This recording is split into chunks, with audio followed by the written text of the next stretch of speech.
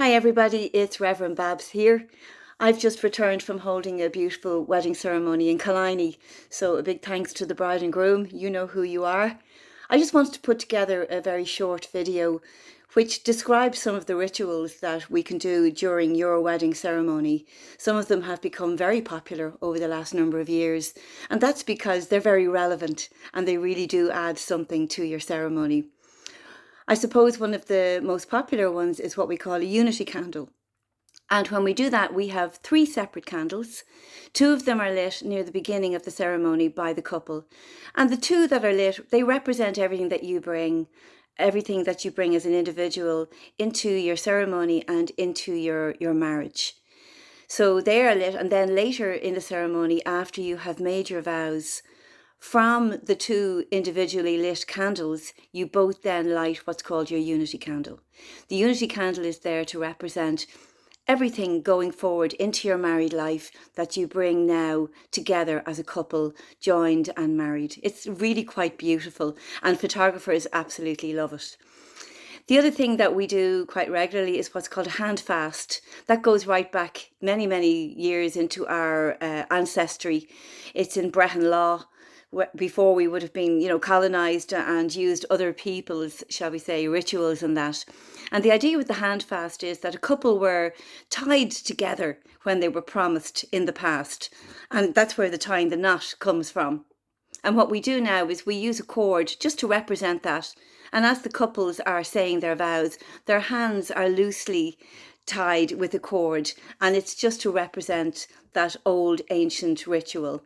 And then when you've made your vows, we then we unravel the cord and untie the knot. And the idea now is that you don't need anything material to hold you together anymore, that your vows will do that. Another one that we use quite a bit would be what's called ring warming. And the idea there is that the best man, or whoever it is your ring bearer, takes the rings near the beginning of the ceremony and passes them among all the guests. And we ask the guest to dig deep into their heart and find all that love that they have for both of you, and to transfer it into the rings. So although the rings start off as pieces of precious metal, by the time they come back to us, they have gained all this gorgeous energy and they have a whole new lease of life, so that you can then exchange them. And it's really nice because your guests feel that they have really added something to your ceremony, which they have, something very, very personal. There's another thing called the loving cup. It's a 2-handled cup, and the idea is that the couple will each take 3 drinks from the cup and they pass it to each other. And you drink to your past, your present, and your future, because that's what you're sharing. You're sharing everything: your past, your present, and your future.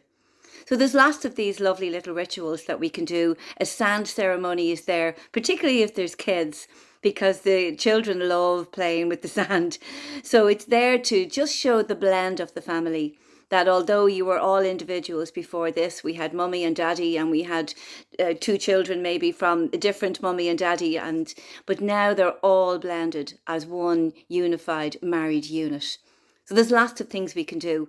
I'll discuss all of that. If you want to talk to me, we can go through everything that you might kind of like to include into your ceremony, and we can take it from there. So feel free to call me.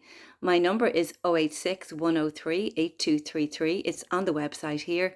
And text, call, WhatsApp, whatever you want to do, I'd be happy to take your call. Thank you.